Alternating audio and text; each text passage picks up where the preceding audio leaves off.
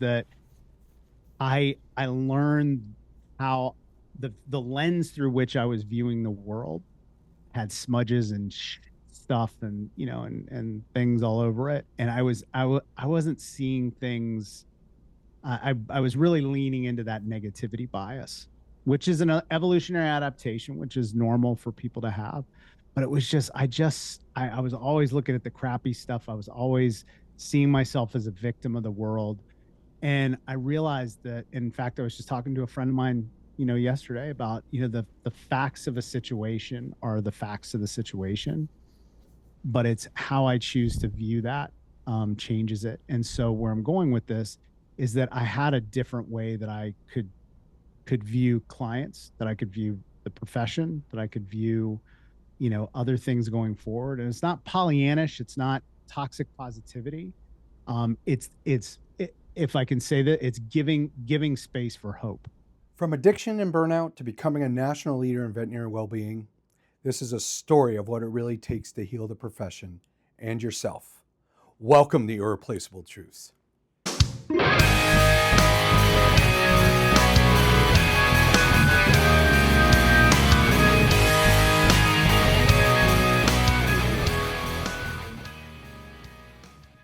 Welcome back, everyone. I want to thank our wonderful guest that has agreed to come on today, Dr. Phil Richmond.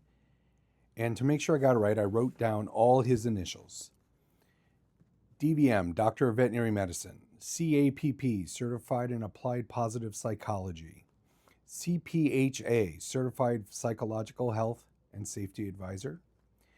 CPPC, Certified Personal and Executive Coach. CCFP, Certified Compassion Fatigue Professional.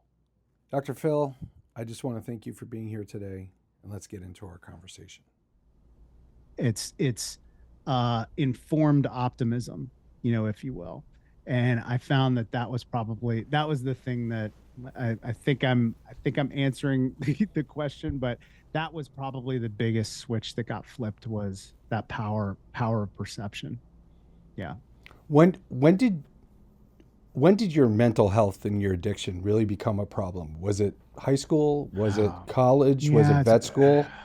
What did it was veterinary profession? Yes. I mean, yes. The gas. So let me say this, is that when we define addiction, when we define an alcohol or substance use disorder, essentially the crux of it is that we have continuing or increasing use of the substance in the face of ongoing and elevating consequences.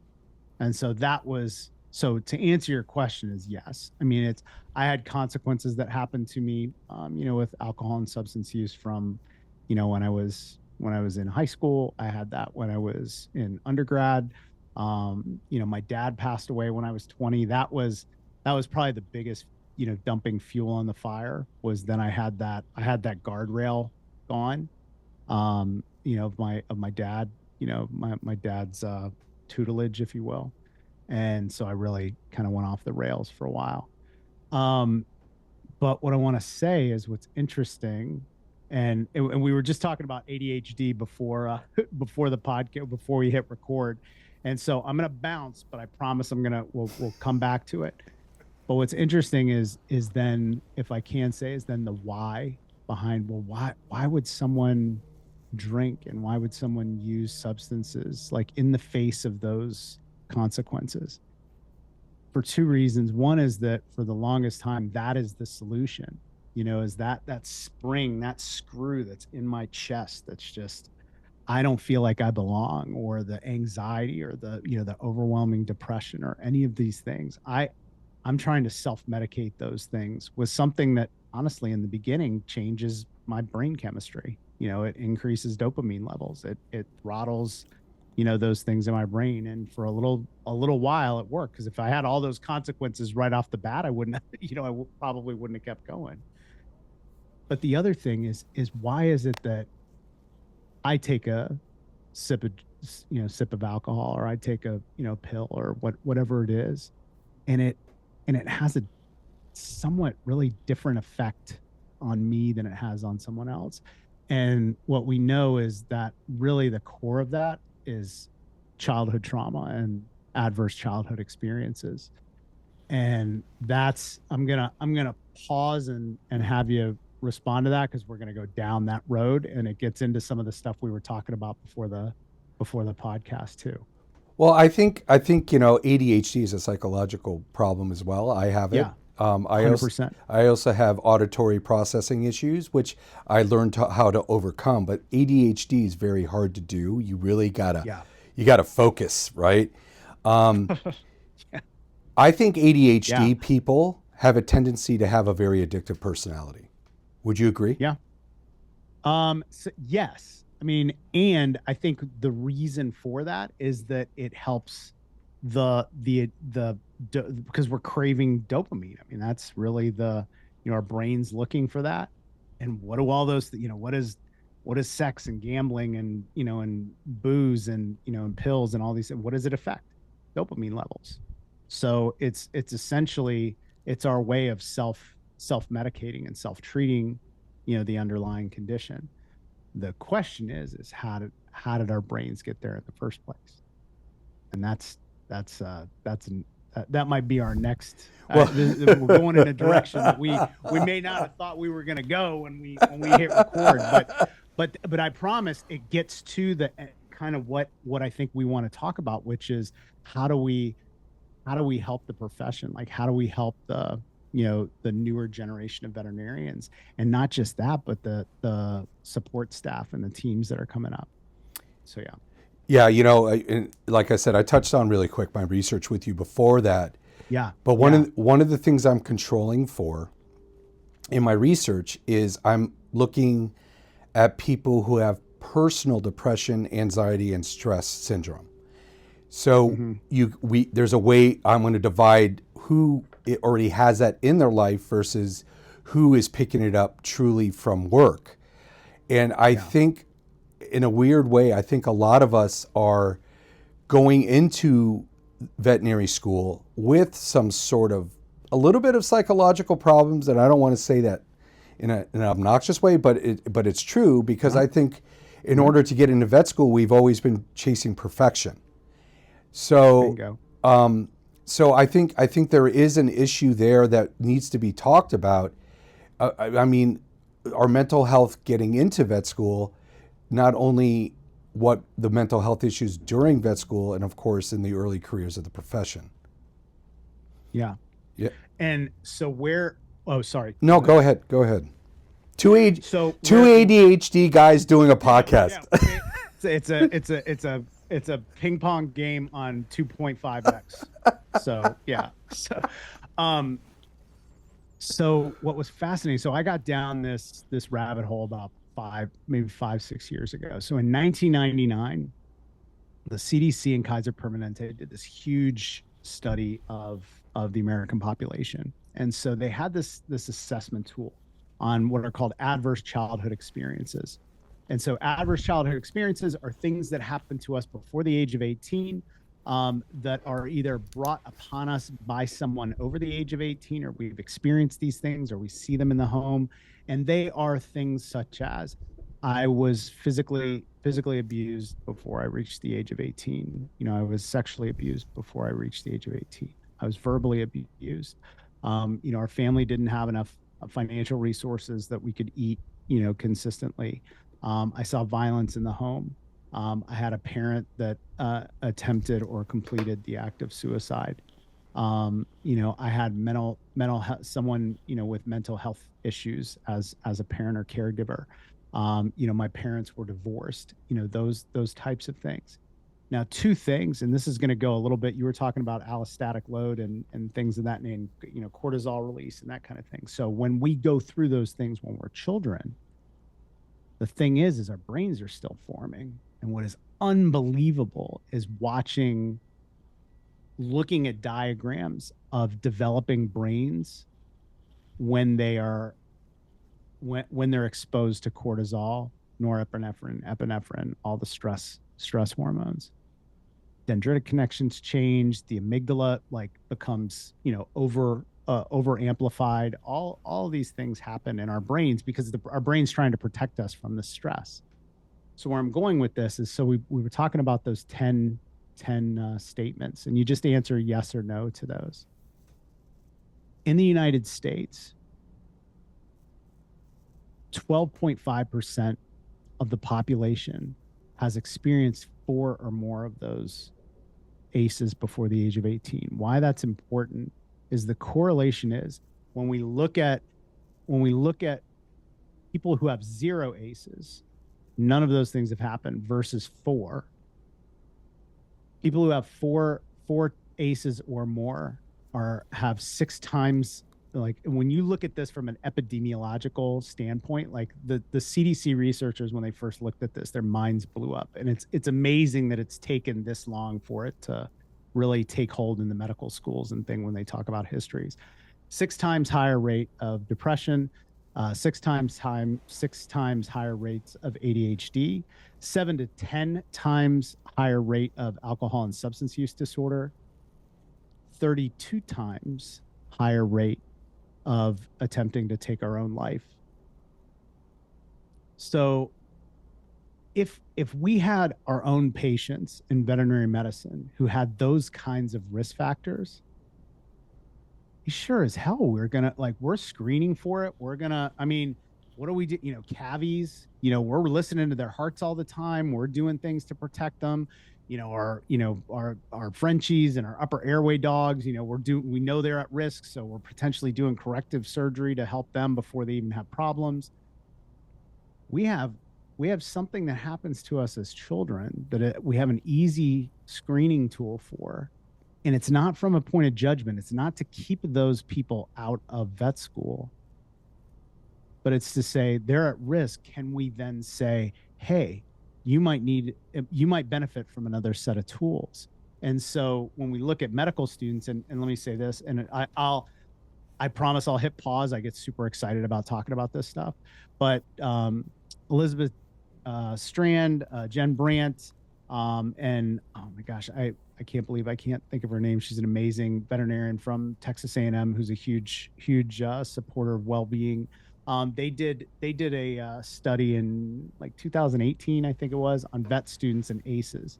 What they found is that vet students on the whole experience that number the same as general population. So 12.5% of about 12.5% of vet students have 4 or more. Well, that's 1 in 6 of us that has that. That's ACEs also, while they were kids, ACEs while they were kids, or ACEs while they're kids. So that study has been done. So the ACE, so there has been a study, and when I was reading it, I said to myself, I was like, well, the interesting thing. So let me tell one more story. So I learn about this, that I'm in surgery, and I start talking to our team. And because our team knows, I do a lot of this stuff, and I get to, I get the chance to talk around. But I'm in surgery. I got 2 techs in surgery with me, and they go, "Oh." And I told them, I said, "Well, I actually have 7 out of 10 of these things." And they were like, "Oh, we want to take it." And I'm like, and then all this stuff from an HR perspective, because I'm medical director, I'm like, but we have a high degree of psychological safety. I'm like, okay, we'll do this, like take it, but don't tell me what you answered yes to. Just tell me the score. Because really, kind of, not to minimize it, but the score is really the crux of the whole thing. The number is the somewhat determining factor. Both technicians in surgery with me had 6 out of 10. Our average in our medical team was 6 to 7 out of 10. Those were the main scores. Our head tech, even, she had a high number. So all of us, nobody had 2. Like, we all had over 5. And so just thinking of it, it changed the way we chose to look at one another and to connect with one another, and to understand that we're processing stress different than someone who went through their childhood and didn't have their brain exposed to those things. So we were gentler with one another because of that. And so it got me thinking, well, the interesting thing is that to become a veterinarian, inherently, what do we have to do? So one, to your point, like, we're getting high grades, we're perfectionists, like that's another, thing, like looking for validation in that. We can't accept failure. But the other thing is that we have to inherently have some protective factors. So by its nature, being a veterinarian, you're probably from a higher socioeconomic, section. I mean, just to go to vet school and to go to undergrad, you probably had some financial backing from parents. Not everybody, I'm not saying that. But in general, there was that. And one of the biggest things is, what did we all need to have? We had to have a letter from a veterinarian that said that we could get into vet school. So we had a non-parent adult mentor who looked out for us, or who we thought believed in us. And that's been shown, like in Big Brothers Big Sisters, Boys and Girls Club and those kind of things, like how important that relationship is. But that's a protective factor against some of these things.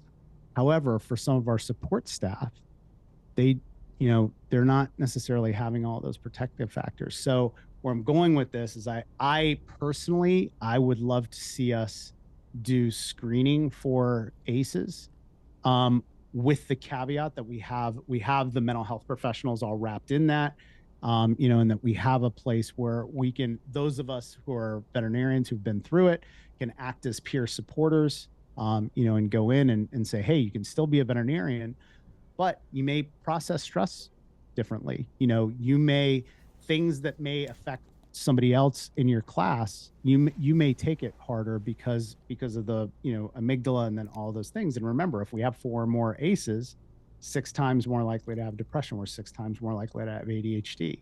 So it's just knowing that we might need a different set of tools. And then that also wraps into the whole neurodivergence conversation and all that. So I'm going to pause because I just unloaded a whole bunch of stuff. But that's we're just toughen up, or just do this, or whatever. When it's like, can we, I've got the sign in my office over here, be curious, not judgmental, is just start asking why without judgment, and can we find solutions to help our future colleagues, to have some longevity and sustainability and joy, in this profession. So G? Well, yeah. Well, number one, I'm going to tell you right now, I hate you because you just sent my brain on a rabbit hole. Oh, I know. Because I was like, I'm sorry. I was like, I almost didn't want to talk about it because I'm like, no, we're going to go. Yeah. We're going to get so excited talking about this. I do. I mean, I don't want to be crass, but my nipples are hard. But the thing, but the thing is, so with my study, now I think I need to control for this too. I don't have to report it in my study, but then I'll have all the data because I'm looking at cortisol levels and all that stuff on all these people who say they're stressed, and we'll be able to relate the two. And maybe you and I can write a publishable paper because I already have the data. So, right? So I hate you for sending me down that rabbit hole, but it's just, it's a 7-question survey. It's a 7-question survey. Yeah. It's not that bad. Yeah. And the other thing you brought up again was the psychological safety piece, which Harvard Business Review just had a great article on it. And I wanted to hit on you the question because they brought up something that it's a difference between the nice, if your boss is nice versus being kind. And I want to make that very clear to 100%. People who are graduating or in a job.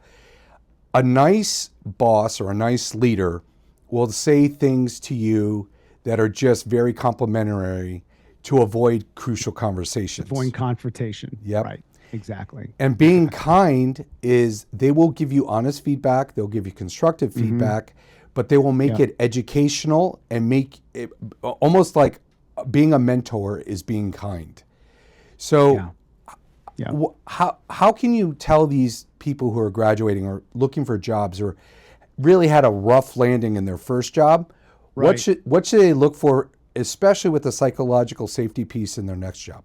Yeah.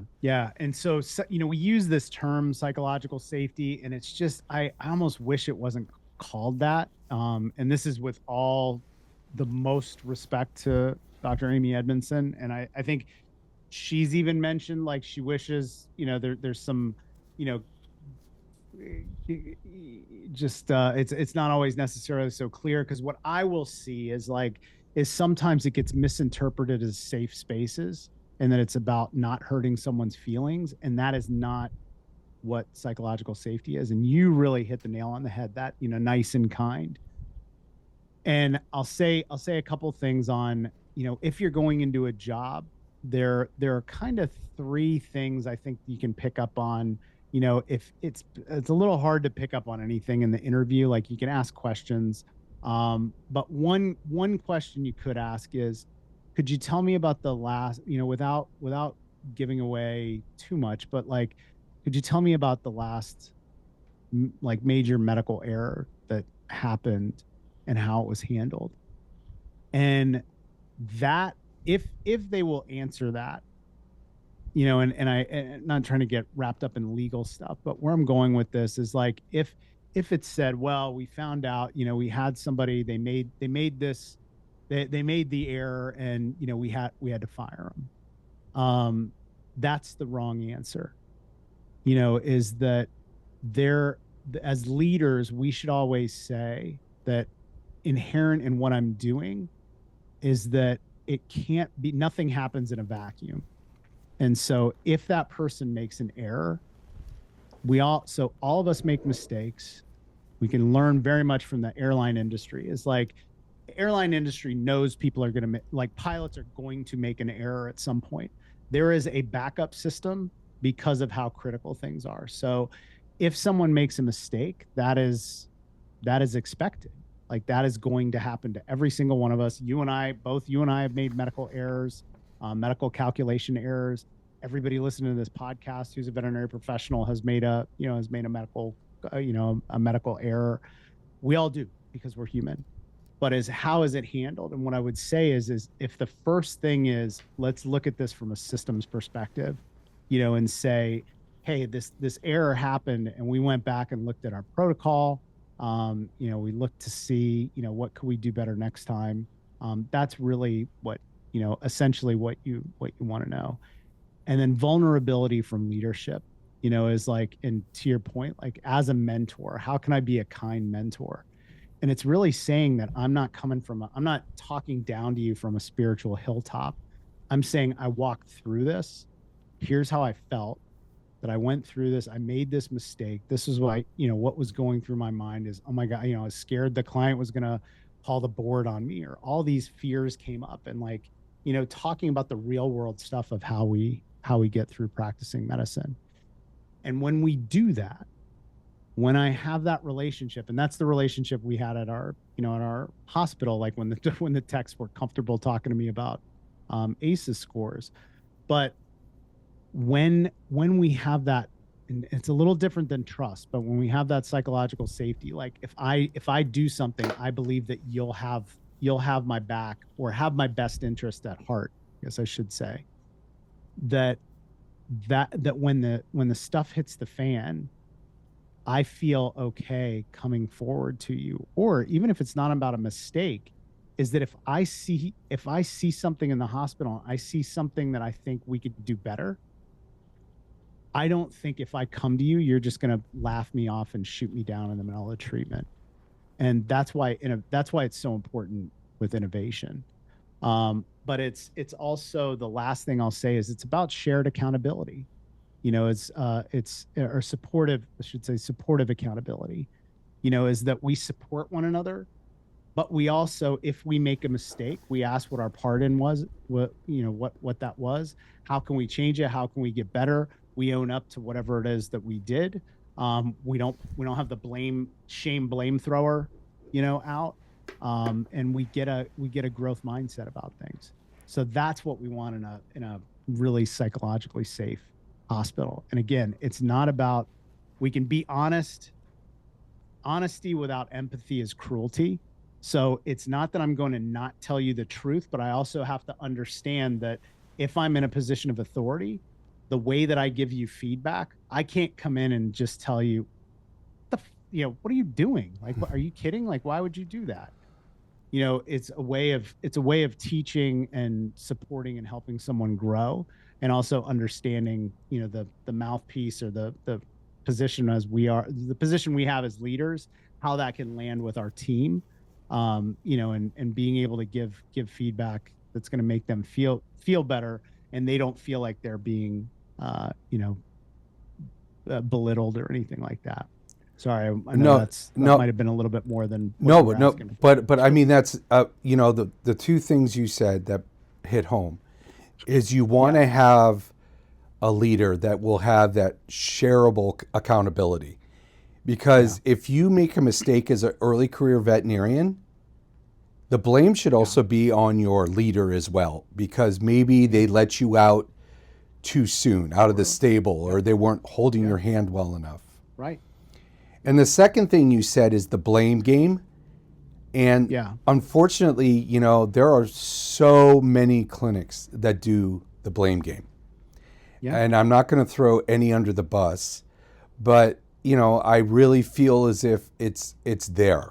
And mm-hmm, and if they can't well, that unfortunately, with the blame game, in my opinion, and this isn't a political show, it starts at the top in Washington D.C. on both sides, everyone blaming everybody, no mm-hmm, one trying to fix yeah, the problem, knowing having yeah, shareable accountability for the mm-hmm, problem.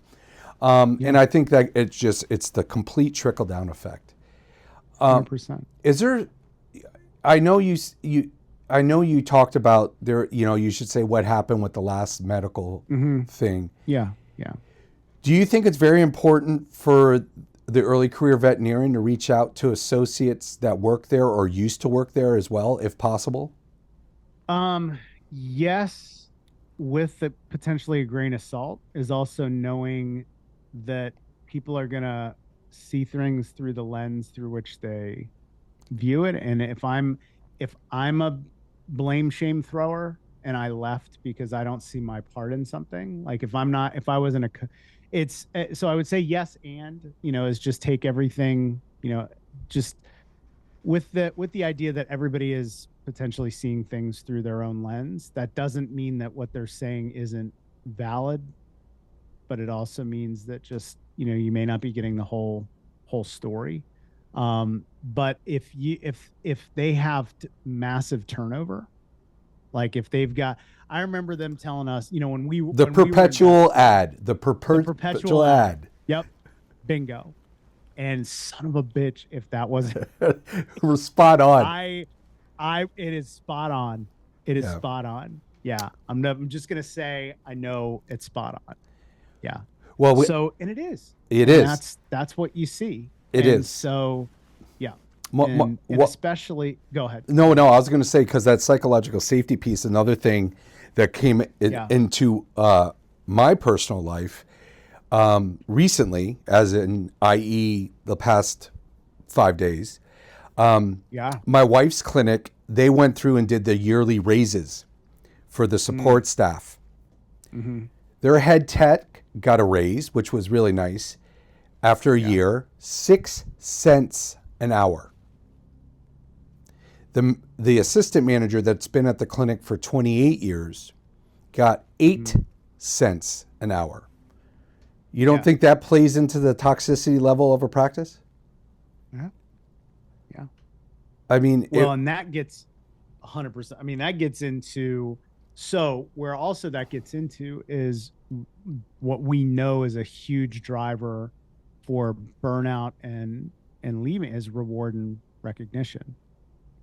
And that's, yeah, if I'm working, so the difference is if I'm working my ass off and and my team is, I'm given opportunities to, move forward, and the salary that I've gotten, like I've gotten opportunities for education, and I feel like I'm supported, and I get extra days off, and I get the things that I need. Like maybe that 8 cents isn't like, and it's been explained to me why we had to make these things and why we did what we did. But if I've just been working my butt off and like taking a bunch of stuff all year, and then I get an 8 cent raise, like may not land too well, with me. why even May not give him feel a so good. raise? Why just say, we Why give can't them a do raise? raise? Yeah, why give me a raise? You know, Why even, like, what is that? Yeah, and so that's what I mean is that if nothing has been done all year, the only thing that we have that shows that my boss, my company, whatever, values me as a human being, as an employee, is the numbers on that check. And if that ends up being 8 cents, I'm out. I'm not. I mean, I'm not saying, but Yeah. just saying, Yeah. like, what, like, why am I? Then I genuinely sit down and go, why am I here? I just spent all this, and why do we stay? It's that foxhole. We have that foxhole. Brother and sisterhood. Is that we don't want to leave the, like, that's one of the biggest things I see with people in a potentially bad situation. They don't want to leave their team members. Like, they don't, if they leave, they're worried they're gonna, the people that they care about, because we're so caring, like, that they're gonna take a hit. And then sometimes we stay in a bad job. That's one of the reasons why. And that's anecdotal, but I think I'm gonna say that if we were to do some type of qualitative analysis, we would that would back it up. But that is a big reason, too. Anyway, but reward and recognition, and it doesn't always mean what's on the check, although we got to pay a living wage. But it's more than just that, because if we're not doing those things, that's the only reflection I have of how you value me as an employee, is my check. Yeah, I told my wife to go in there and tell them, well, that's great. I can work, 16 hours and afford to buy an egg, because the Right. cost. Right.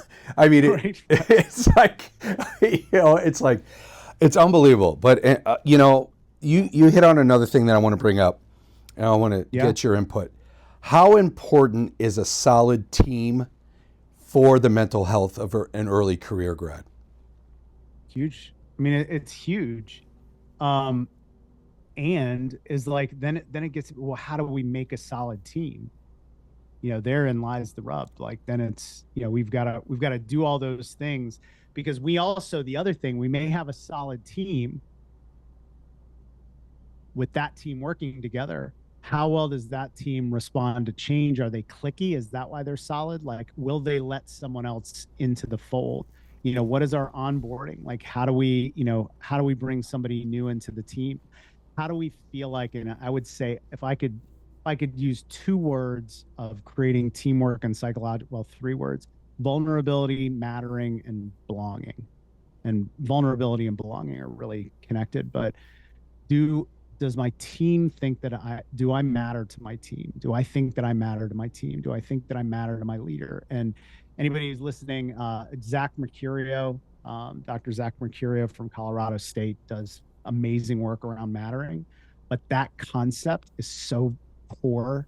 Like, I've looked at his work, done his stuff. I've absolutely added it now when I talk about psychological safety, as a core element. But that belonging in that. But yes, like, we need somebody to hey, come in, and if I'm new, I'm sure as hell I'm gonna make a mistake, or I'm not gonna know where something is. And can that team make me not feel stupid? And some of that's on me. Some of that's on me, is like how I perceive it. But am I communicated to in a way that feels supportive, uplifted, and that. So yeah, absolutely. Team level resilience, as well as individual resilience, huge factor for mental health. Yeah. The 3 things that I think they need to look at is, A, first off, how long has the team been together? Yeah. B, do a working interview. Spend the day there, interact, see how they are, see how you feel. See how they Yep. And and the third thing is also see how the leaders interact with their team. Yeah. And I know, if you're there for a day or so, it could be all show, because obviously a veterinarian looking for a job is a hot commodity right now. But Right. you gotta just, if they're like, I can say 100, like a 98% confidence level, that if we had people coming in, veterinarians coming in, looking at my clinics when I owned them, my team was honest. They were open. They told them exactly what was going on. They told them exactly everything. There was no bad mouthing. They would they would say, hey, the leader actually listens to us. He looks at us as a, Yeah. a stakeholder, not a share, and Yep. it doesn't mean I would follow everything they recommended, but we would try it. You heard them, but they felt heard. Exactly. They felt that they mattered. Their Matter. word, what they said to you mattered. Whether they got their way that's a different thing. Like if I can't accept that, then that ends up being on me, especially if we've had open and clear communication. But yeah, like do that at the crux of it all. Like we talk about all this stuff, and it's literally, if I think that I matter to my leader and my teams, like I'm way more likely to stay there. Like the other, the money. I mean, obviously money it's part of it. Yeah, it's part of it. But I just think too, is like when we see some of these things, and I'm not minimizing the importance of financial resources.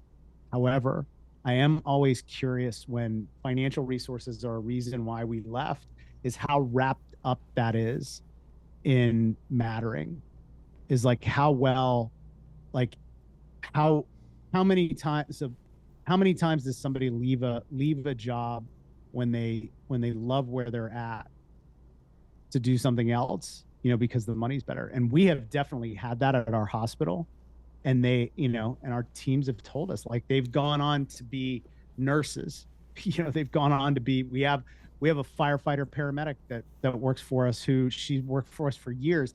She comes back on her off days, because she works like three 324s or something like that, or whatever it is. On her off day, she comes in and she's one of my surgical techs. Like I love it when she's there. Like she's like one of my, I'm as proud of her as my daughter's. Like my daughter, like I'm so proud of what she's done. But she left the clinic to go do this, to go on, and the whole reason we kept her is because of that attitude and that drive and that desire to improve. But yet she still comes back and works with us on her days off. And like, to me, that's I don't know that I could ask for anything better than that. Like she's done something more than we could give her, and yet she then still chooses to come back. Like she's going to be, captain of the county fire department. I've told her, I'm like, but by the time you're 35, you're going to be a leader. You're going to be captain of this. Yeah. I mean, she's already driving the truck now. Like she's already way ahead of where but she has the skills to do that, which there just isn't another place in the hospital for her to do that. So right. I don't want to keep, selfishly, like I don't want to keep her there. Well, selfishly you do. Selfishly you do. I should say yes. I mean, yes, of course. But it's like I can't in good conscience. Nope. Like do that. The whole reason why I wanted her, we loved having her, is the whole reason why she was leaving. Yeah. Is because she's wanting something better for herself and doing great things. But again, I love that she comes back and works with us. And we have another, an assistant that same thing. Like she went off to go she's a surgical scrub tech, for one of the hospitals now, and she makes, I don't know, probably 2.5 times what, we pay. And she still wants, now she's been gone, 2 years, and she came back and wanted to come work on her days off with us because she loved working with us. And it's like, that's the stuff. Like I can't change the pay because there's only so much in the pie. I mean, we can move it, but I can't double it, but we can create a place where people feel safe. From a business standpoint, what I did is I started profit sharing for all my employees because I couldn't give them raises anymore. Yeah. Right. But the thing is, man, you touched on so many things. But the one things I would tell my employees, especially the ones I saw that had a bright future in whatever. I had 20 previous employees that went on to veterinary school, but I would always tell my employees, if you're here in 10 years, I'm going to be pissed at you. Like I'll be disappointed. Yeah. Because they are so brilliant. Like I would push education. I would push more degrees. You don't want to be here. Trust me, I want you here. I think my practice will suffer immensely without you. But but the dad in me was like, If you're here in 10 years, I'm going to be disappointed. So I know where you're coming from with that. Right. Yeah. You've talked before as well about healing forward. What does that truly mean to you? Well, I think it's a little bit of, just because we, the old well, I went through it, so you should be able to go through it. Like that mentality is just not, it's not beneficial to anybody, and it just keeps us stuck. And it just keeps, it creates just this this differential thing where we're all colleagues, and it's like, if you and I can, if we can do things that make the profession 15% better than it was when we came in, and we ask that of the people that come in to us, like the new grads, and say, I'm doing this because I love the profession, and I want you to succeed, and I want you to honor that and do that when it's your time. It's the old, the pass it forward. It's like, I want you to do that. And that's when we talk about adverse childhood experiences and childhood trauma, is like, what I can say is that, as much as I can do, like, my kids aren't going to go through some of those things. And I don't blame my parents either, because when I talked to my mom had 8 ACEs. We just had this conversation 2 years ago. I haven't talked to my mom about this like ever in our whole life. And it's like, of course, like, what's my mom gonna, like, how's she gonna get through that? If nothing changes, nothing changes. And I just happened to, thank God, went and ended up in a treatment center, and it tweaked all that. So where I'm going with this is, can we continue to make things just a little better, and not fall back on, the wisdom of the ages, but also knowing that just because we did something doesn't mean that everybody has to do that going forward. Otherwise, we'd all still be using leeches on our patients. Yeah. Oh, African Queen. That brings back the scene from the African Queen way back in the day. I'm going to rapid fire a question, because I know you got stuff to do, because you're a busy man. Yeah. But I'm going to have you back, because there is going to be a part 2 and a part 3, because I didn't even come anywhere near asking everything. But in your opinion, are leaders born? Yeah. Or are leaders made? Made. I just think you have to. It has to be through experience. It has to be through learning, growth. And I'll tell you, and I'll specifically say, for me, like, I tell a story about, bringing a patient into a hospital, and you have two hospitals you can bring it into. One, the medical director was, this new medical director, high degree of clinical acumen, very authoritarian. It was my way or the highway. There was a lot of, there were open arguments in the treatment area between him and the practice manager, and just the technicians didn't feel comfortable. There was yelling, but they practiced good medicine. And so you have this puppy that's got an emergency, or you can go into a practice where there was collaborative leadership between the practice manager, the medical director, the head technician, the head receptionist. They all got together.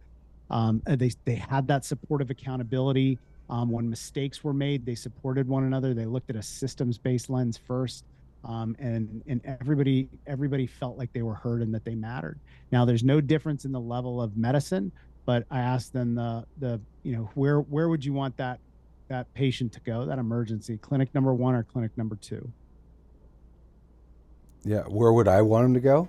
2. Yeah. 2. Well, I asked the audience, but 2, right? Right.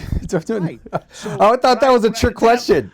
No. And then I'm like, yes, like, awesome. Like, and then I'm like, oh, and I'm so proud to say clinic number 2, that's where I worked, and that was during COVID. And we had this patient come in, and basically I made a mistake, and a 23-year-old veterinary assistant, not that the age matters, but just that all the things that can create an uncomfortable aspect of calling someone out on a mistake.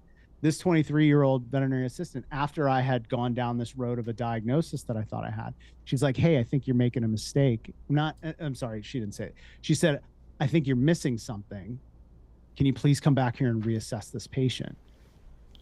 That's a assistant who's not a certified veterinary technician. That's a certified veterinary assistant saying, I think you're missing something. Can you come back here and check? I go back and check. I thought the dog had an anaphylactic reaction. It was a 6-month-old Pomsky. Damn thing had a hemo abdomen. It was spayed in another animal hospital 5 days before that. And I was hitting it with steroids and epinephrine and boluses, like thinking it had an anaphylactic reaction. And if she hadn't have said that, and I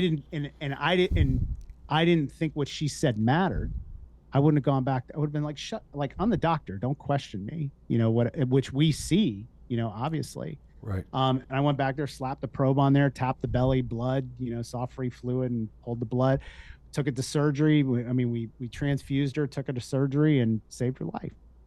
And that dog. So yeah, it was, oh, whoa. And then it's like, oh, and then who was the medical director? And who was that horrible, no good medical director? It was me when I first got to that clinic 13 years ago. Wow. We had a fundamentally different culture in that clinic. It was totally different. And a lot of that was because of how I acted.